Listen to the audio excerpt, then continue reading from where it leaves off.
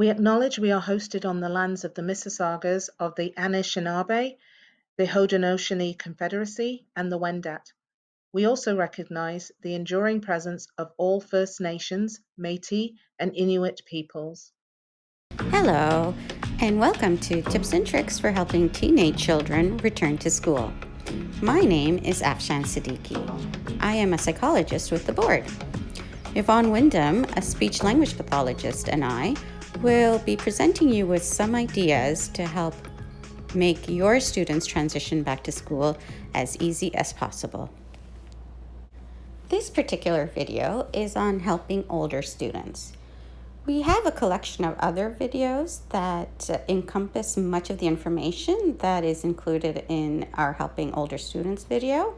But if you are interested and have younger students or those with special needs, please feel free to take a look at those videos because they do provide more visual examples of some of the information that we cover.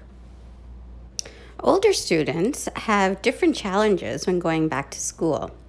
When we try to help, the formats that work for younger students may not necessarily apply to older ones. The purpose of this presentation is to help you prepare your older students for the transition back to school. One of the most important ways you can prepare your students for coming back to school is through making connections with them. We have another video that covers some ideas of how you can build those connections, but one way is to contact them before they come back to school.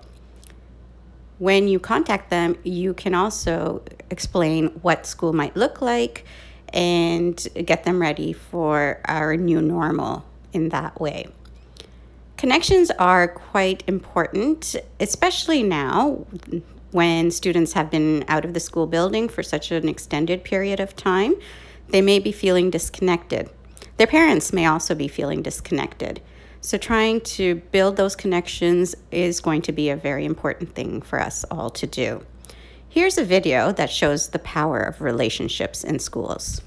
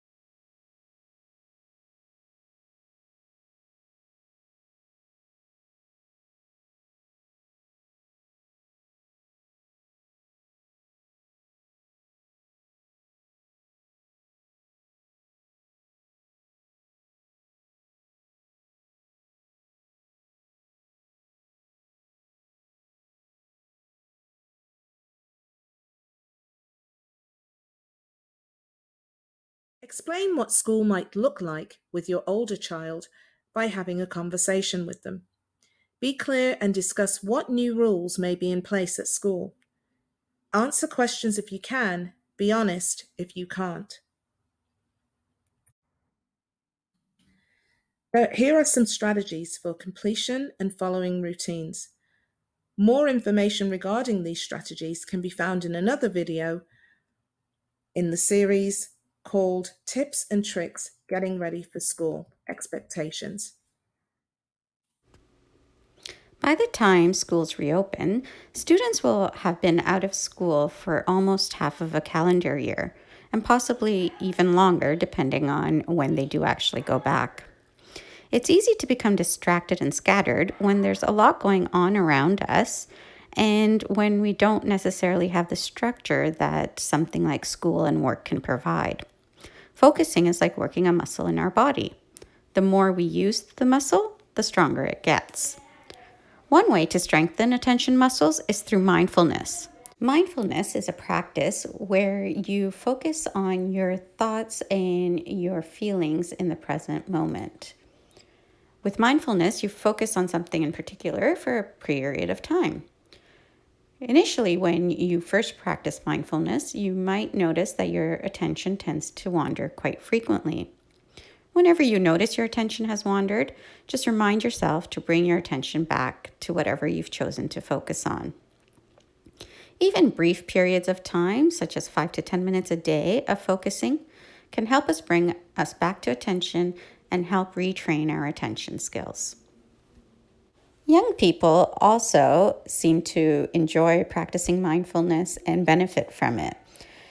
We have a video here that we'd like to play that shows the perspective of young people who have practiced mindfulness and their experiences with it. Before I tried mindfulness, I felt threatened all the time. Really disillusioned with life. Confused, Tired, stressed, frustrated, scattered all over the place. overwhelmed, anxiety over the future, worried. It was kind of taking over my life. I tried mindfulness because I felt stressed out. I was very concerned with the future and what my day was going to look like tomorrow and everything that was happening. My life was always about what happened in the past and what's going to happen in the future. So by doing mindfulness, I live much more in the now. It is just a different approach to life. We all experience difficult challenges in our life, like stress, pain, and depression. Mindfulness can give us resilience to rise above those challenges and live life more fully. Mindfulness is a particular type of meditation where we bring our awareness to the present moment. We can let go of the past, let go of the future, live life more fully, more joyfully. We all are too busy. I think it's a thing that everybody's just so busy all the time right now. You always have something that you have to do, or you're always going towards a certain goal. And mindfulness is just taking a moment to look at your life without any expectations. Take time for yourself rather than getting carried off in all the daily activities that you have. Mindfulness can be practiced by anyone, no matter what your religion, your age, or your background. We don't have to wait until we have time to do like a formal sitting meditation to practice mindfulness. We can bring that same mindful awareness to any activity that we're doing through our daily lives. So walking can be a meditation. Eating our lunch, brushing our teeth, being creative, painting, writing, or playing music can get us deeply in touch with the present moment. Mindfulness is available anytime, anywhere. It's a tool and skill that you can use for the rest of your life, and it's easy through simple daily or not daily exercises. I mean, it just keeps us all just calm and present, and I think that that's healthy for anybody. It can be beneficial for everyone, and you just have to go in with an open mind and take everything slowly instead of trying to get through life quickly and do as much as I can and as fast as I can do it. Instead, just enjoy everything you do and maybe look at life from a more positive perspective. So I really invite you all to try it, to experience it, and to see for yourself how mindfulness might be able to affect and transform your own life.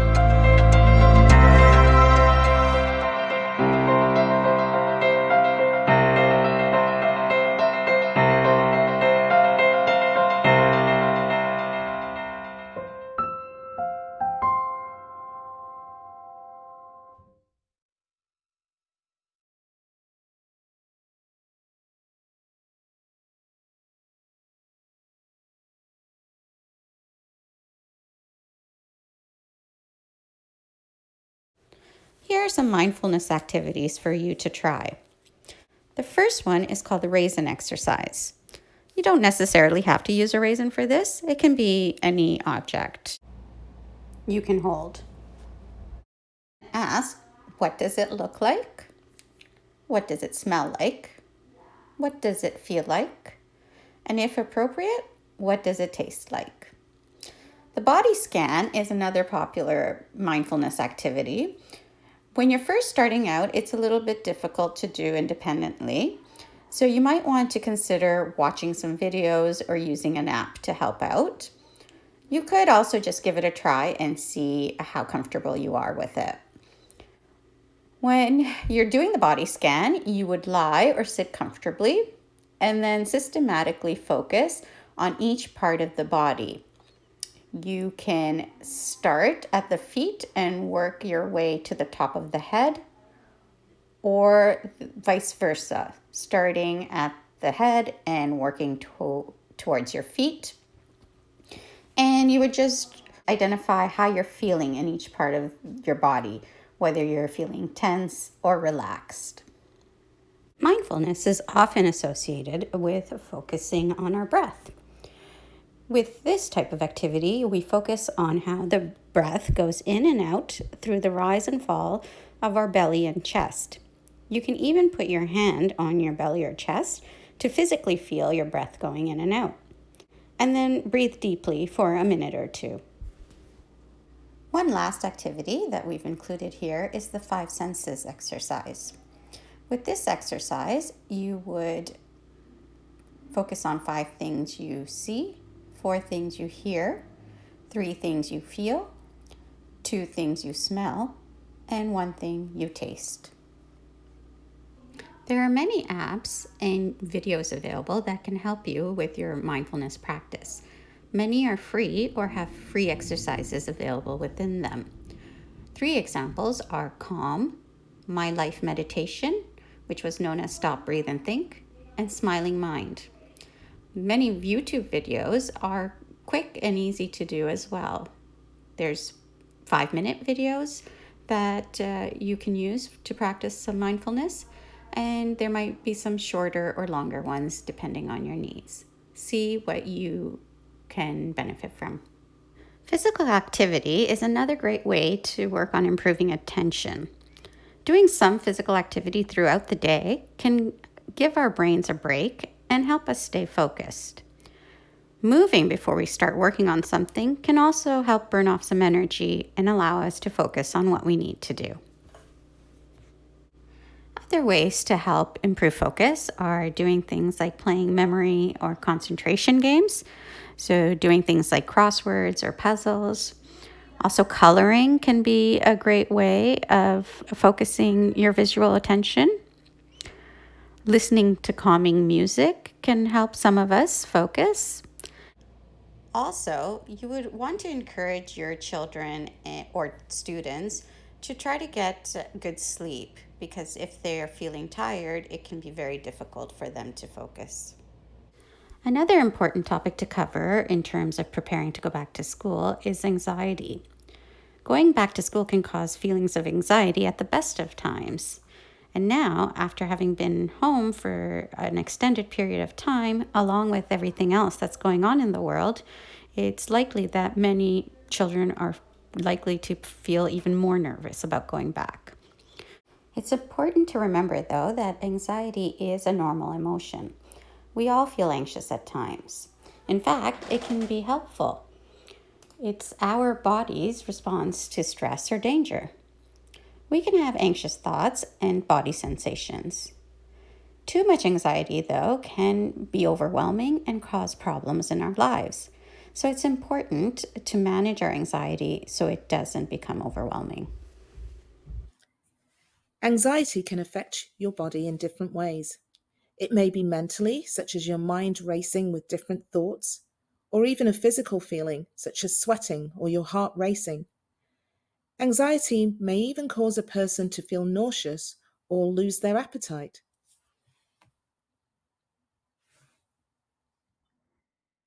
Even with a regular return to school, anxiety can cause lots of thoughts of uncertainty for children, and it's even more pressing now. They may wonder, what if someone I love gets sick? What if I get sick? Something bad could happen to my parents when I'm at school.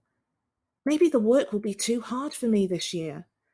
What if none of my friends are in my class? I like my teacher. This graphic is from gozen.com. It shows 8 ways that a child's anxiety may manifest itself as something else. For instance, anger. The perception of danger, stress, or opposition may trigger the fight or flight response and leave your child angry, and they're not able to communicate why. They may also have difficulty sleeping. They might not be able to fall asleep or stay asleep, and that could be a characteristic of anxiety. Defiance. A child that's unable to communicate what's going on may show as being defiant because they're trying to control a situation where they feel anxious and helpless. Chandeliering. Chandeliering is when a person that you usually think of as quite calm suddenly flies off the handle for no reason.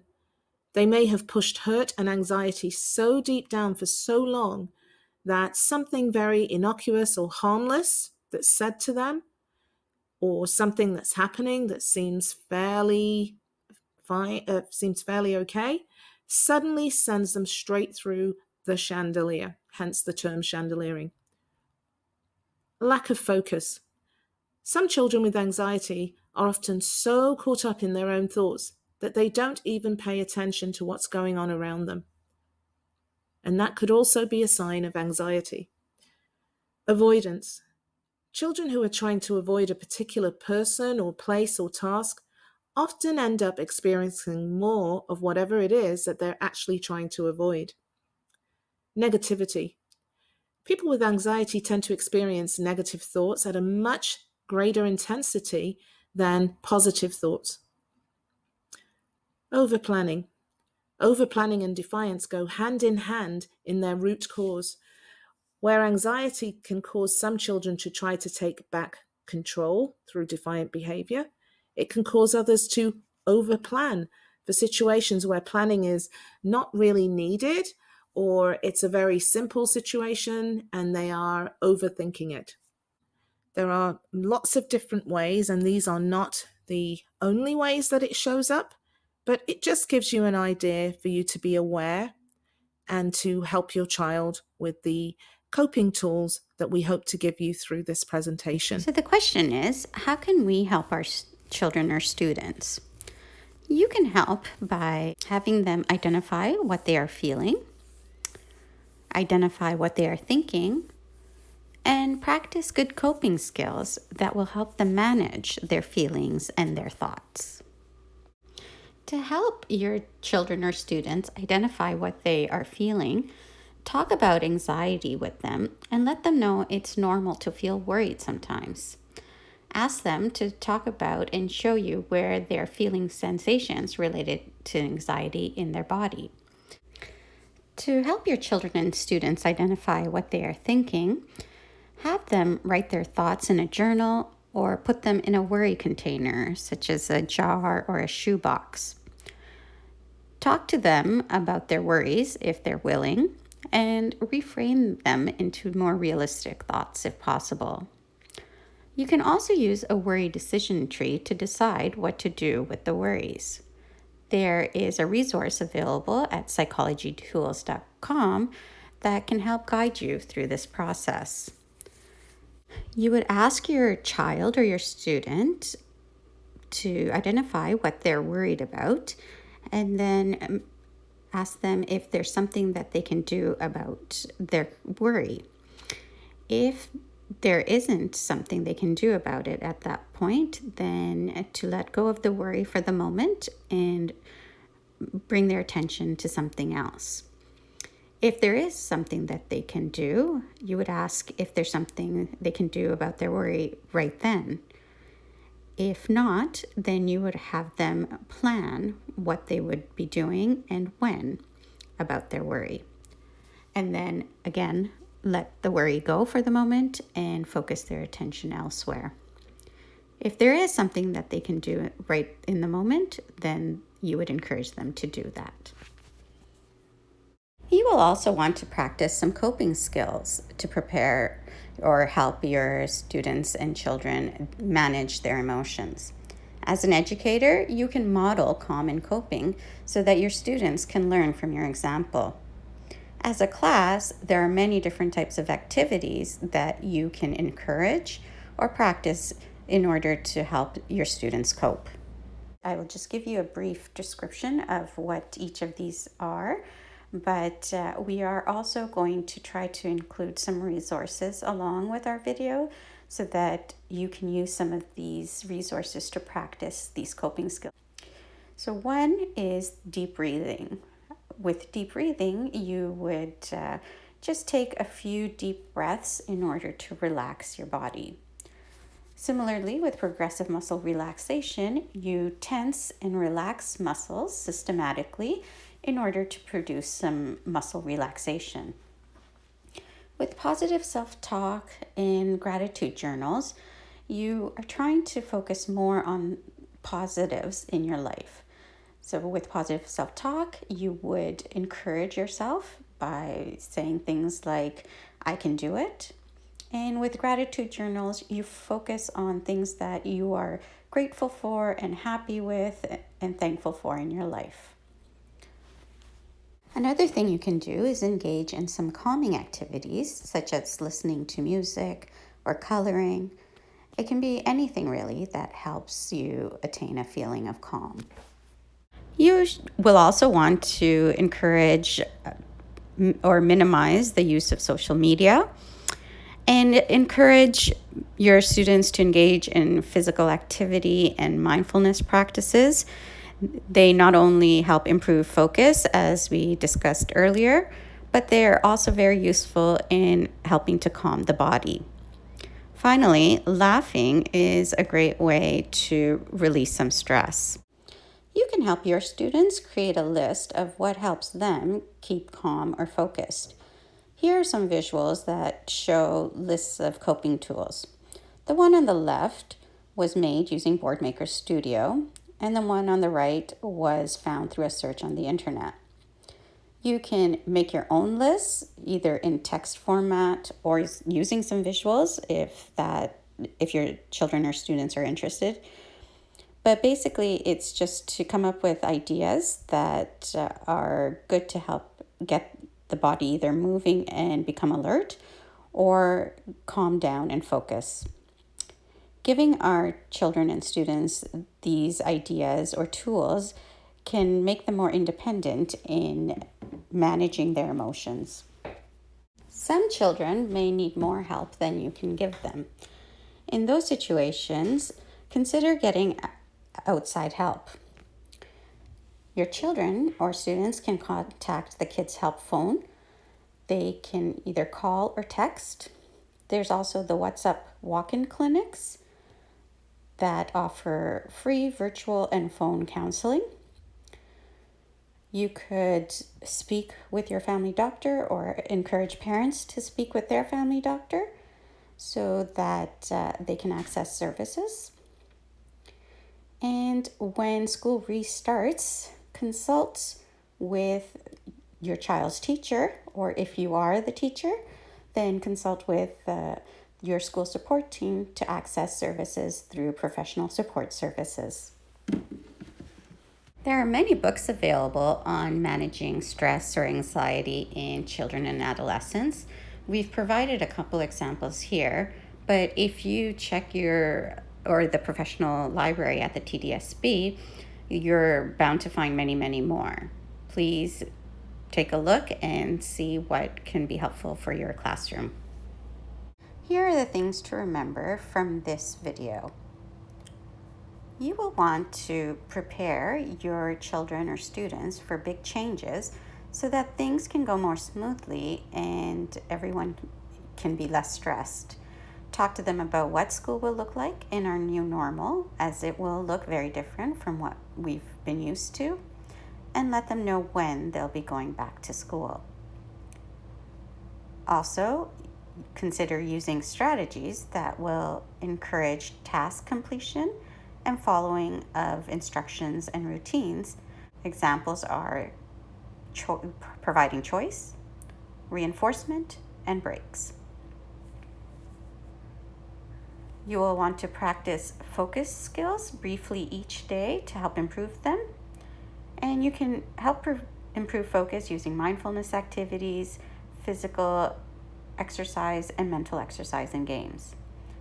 Anxiety is a normal and sometimes helpful part of life, but too much of it can be overwhelming. Help your children and students identify their feelings and thoughts and practice coping skills with them so that they can independently use them. Get help for your children and students when needed. Thank you for watching this video on helping your older children and students. Please consider watching some of our other videos if they seem appropriate. We hope that you have learned some new information that will be useful to you and that you can take back home or to your classrooms. Thanks for watching.